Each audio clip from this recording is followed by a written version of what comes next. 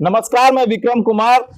ये जो हमारे यहाँ है कामधेनु माँ, ये हमारे पूर्वजों का अभी जो चल रहा है ना एटीएम, वो एटीएम था। पर दिन ये दूध देती थी, इससे हमारे घर का इनकम होता था। इनकम पर डे किसानी करते थे तो साल में एक बार इनकम होता था, लेकिन ये माता हमें प्रतिदिन इसके दूधों से मेरा इनकम होता था। मेरे पूर्वजों का इसके गोबरों से मेरे खेतों में खेती होती थी। जो बैल होते थे वो खेती करते थे, और जो माताएं होती थी, जो गौ माता होती थी, वो हमें दूध देती थी। हम जैसे गार्डनर के लिए ये अमृत खाद देती है। वो जो गांव के किसान हैं उनके लिए उतना ही उपयोगी है जितना पहले था। इन्हें ऐसे ही कामधेनु मां नहीं कहा जाता है। इसके दूधों में जो कि गाय अगर कुछ खाती है, दूध में उसका कोई बुरा चीज खा ली तो उसके दूध में उसका असर नहीं होता है। इसका असर इस गाय पर हो सकता है लेकिन दूधों पर नहीं होता है। ये साइंटिफिक रिसर्च के द्वारा पाया गया है। तो इसके गोबर के बारे में हम जो बात कर रहे थे वो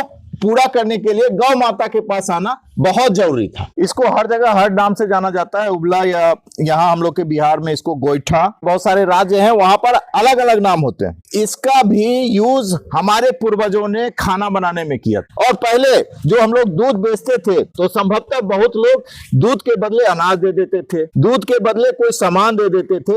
ये भी व्यवस्था थी ये गौ माता को, इसी के लिए इसे कामधेनु कहा गया था। कुछ भी इससे प्राप्त आप कर सकते हैं। उसको दूध दे के कुछ भी उसके बदले लिया जा सकता था। जैसे कोई लोहार है तो वो लोहे का कोई सामान दे देता था, कोई दर्जी है तो वो आपका कपड़ा सी देता था दूध के बदले, कोई कपड़ा बेचने वाला है तो वो कपड़ा दे देता था। इस दूध का ये उपयोग था भाई साहब। ये कामधेनु यूं ही नहीं कहा जाता, वास्तव में कामधेनु था और है, और जब तक ये पृथ्वी रहेगा तब तक रहेगा। ये देखिए मेरी ऊंचाई से ज्यादा ऊंचा ये है, और ये क्या है? ये मल्टी खाद है। मल्टी खाद ये गाय का गोबर है, और गाय का गोबर सड़ के गाय का गोबर का खाद बन चुका है। ये पूरी तरह से पहाड़ हो चुका है। इस पे कम से कम अगर एक ट्रक भर जाएगा, इतना हो चुका है। मेरे पास 4-5 गौ माता है, उनका ही ये गोबर मेरे पूरे गार्डन का खजाना है। इसमें पत्ते भी हैं, कुछ लकड़ी के टुकड़े भी हैं जो कि सड़ते रहते हैं इसी में, और ये मल्टी खाद हो जाता है। मिनरल से भरा हुआ फूल कैसे नहीं खिलेगा? खिलना ही होगा आप अगर इतना देते हैं तो।